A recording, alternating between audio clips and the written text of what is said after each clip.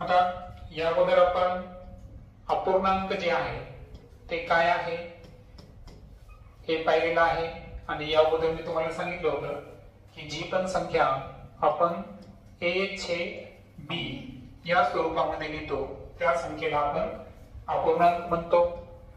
यामध्ये अपूर्णांकामध्ये वरची जी संख्या असते अपूर्णांकामध्ये त्याला आपण काय म्हणतो अंश आणि खालच्या संख्येला काय म्हणतो छेद।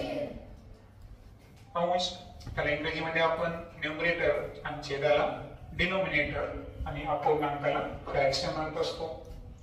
आता या अपूर्णांकाच्या काही क्रिया आपल्याला बघायच्या आहेत, जसं की आज आपण अपूर्णांकाची सर्वप्रथम बेरीज शिकणार आहोत। आता यासाठी मी एक सोपं उदाहरण घेतो, 2/5 अधिक 7/5।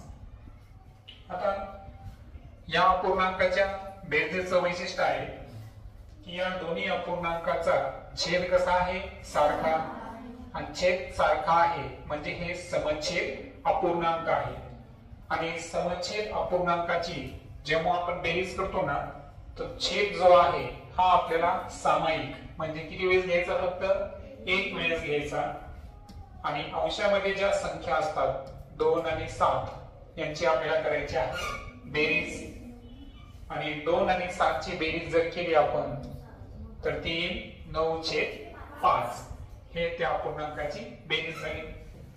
आता दुसरा जे प्रकार आपण बघायलो त्यामध्ये आपल्याला भिन्नछेद अपूर्णांकाची बेरीज पाहायची आहे, जसं की 2/3 अधिक 4/5 असे दोन अपूर्णांक घेतले आपण।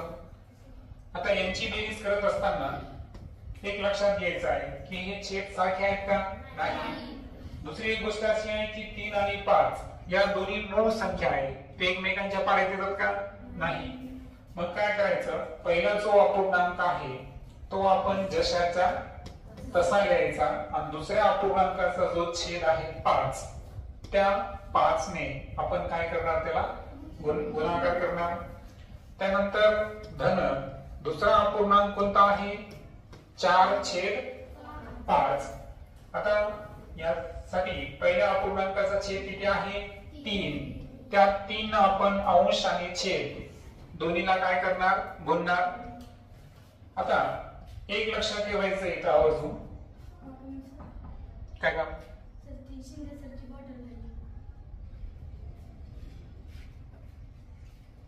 डिस्नी बॉटल घे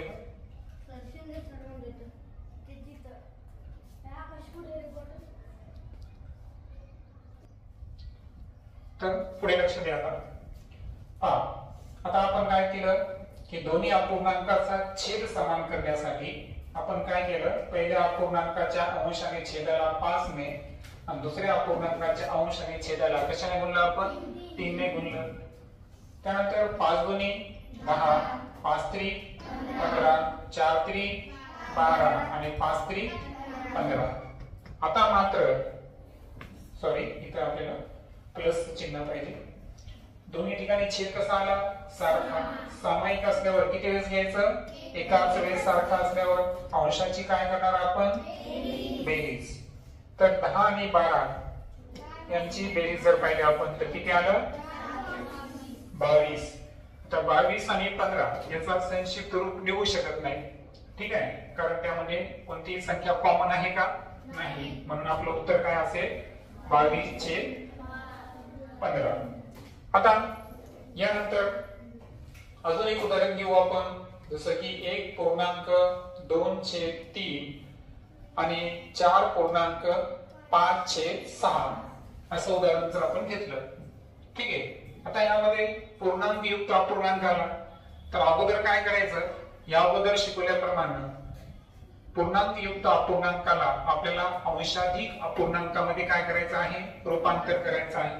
ते कसं करायचं पहा इथे आपण गुणाकार करायचा आणि इथं बेरीज 3 1 3, 3 मध्ये 2 मिळवा किती आले 5, छेदातला 3 जशाचा तसा, नंतर sin 24, 24 मध्ये 5 मिळवा किती आले 29, छेद 6. आता इथे लक्षात घ्या, इथं छेद भिन्न जरी असेल मात्र 3 आणि 6 चा संबंध आहे. कारण 3 आणि 6 मध्ये काय संबंध आहे की 3 दोन्ही 6. मग आता हा जो छेद 3 आहे त्याला 6 करायचा असेल तर फक्त आपल्याला पहिल्या अपूर्णांकाच्याच अंशाला आणि छेदाला किती गुणावं लागणार? 2 न गुणावं लागेल. म्हणून मी काय करतो, पहिला अपूर्णांक घेतो 5/3, त्याच्या अंश आणि छेदाला मी कितीने गुणलं? 2 न. आणि दुसऱ्या अपूर्णांकामध्ये मी कोणताही बदल केला का? नाही. देन आता जर पाहिलं आपण तर 5 दोन्ही 10, 3 दोन्ही 6 आणि त्यानंतर 29/6 जशाचे तसे. त्यानंतर 6 हा सारखा छेद असल्यामुळे आपण त्याला एकाच वेळेस घेणार आणि अंशाची काय करणार? बेरीज. 10 आणि 29 यांची जर बेरीज केली आपण ती किती आली? 40/6. परंतु इथे जर पाहिलं आपण तर 13×39 आणि 3 दोन्ही 6 म्हणजे याचं काय होतं? संक्षिप्त रूप तयार होऊ शकतं. आणि ते संक्षिप्त रूप कसं आहे? 13/2. किंवा हे लक्षात येत नसेल तर तुम्ही काय करायचं, 39 ची फोड लिहायची 13 बरोबर, आणि 6 ची फोड काय आहे? 2×6. 3 कॅन्सल केलं तरी शेवटी उत्तर काय येणार आहे? 13/2. तर ही आहे अपूर्णांकाची बेरीज. ठीक आहे, झालं बोलून समजलं. याबद्दलच्या तासिकेमध्ये आपण अपूर्णांकाची बेरीज पाहिलेली आहे. आता आपल्याला अपूर्णांकाची वजाबाकी जी आहे ही कोणत्या कोणत्या पद्धतीने विचारल्या जाऊ शकते त्या संदर्भात आपण आता चर्चा करू. आता यामध्ये पहिलं उदाहरण घेतो मी 9/5 वजा 3/5. आता या वजाबाकीमध्ये जर पाहिलं आपण तर दोन्ही ठिकाणी छेद कसा आहे? सारखा आहे. तो एक वेळेस घेणार आणि बेरजेप्रमाणेच जसं आपण अंशाची बेरीज करायचो तर वजाबाकीमध्ये अंशाची काय करणार आपण? आणि 9 मधून 3 जर वजा केले तर जे उत्तर आहे ते किती असणार? 6/5. ठीक आहे. मात्र थोडस भिन्न छेद जर असेल जसं की 17/5 वजा 2/3 अशी वजाबाकी आपल्याकडे आहे. आता मुळात जर पाहिलं तर 5 आणि 3 हे दोन्ही कसे आहेत? परत भिन्न छेद आहेत. सारखे आहे का? नाही. मग या अगोदर शिकवल्याप्रमाणे त्यातही 5 आणि 3 या दोन्ही संख्या कशा आहेत? मूळ संख्या आहेत. ते एकमेकांच्या पाड्यामध्ये येतात का? नाही. मग पहिला अपूर्णांक आपण 17/5 जशाचा तसा लिहिणार. दुसऱ्या अपूर्णांकाचा छेद किती आहे? 3. त्याने त्याला मल्टिप्लाय करणार. वजा दुसरा अपूर्णांक किती आहे? 2/3. पहिल्या अपूर्णांकाचा छेद त्याला मल्टिप्लाय करणार. किती आहे? 5. 17×3 51. 5×3 5×2 आणि 5×3 छेद सारखा असल्यामुळे 15 एकाच वेळेस घेणार आणि 51 मधून काय वजा करणार आपण? 10. आणि जेव्हा उत्तर येईल ते येईल 41/15. या पद्धतीनं आपण छेद समान करायचे आहे. त्यानंतर तिसरं जे उदाहरण आहे यामध्ये आपण काय करू, थोडस पूर्णांक युक्त अपूर्णांक घेऊ. जसं की 5.1/4 वजा 2.3/2. ठीक आहे. हे गणित घेतलं आपण. पूर्णांक युक्त अपूर्णांकाचा नियम तर सर्वांना माहितच आहे. त्या पद्धतीने जर गेलो आपण 4×5 = 20 आणि 1 = 21/4 वजा 2×4 मध्ये 3 मिळवा 7/2.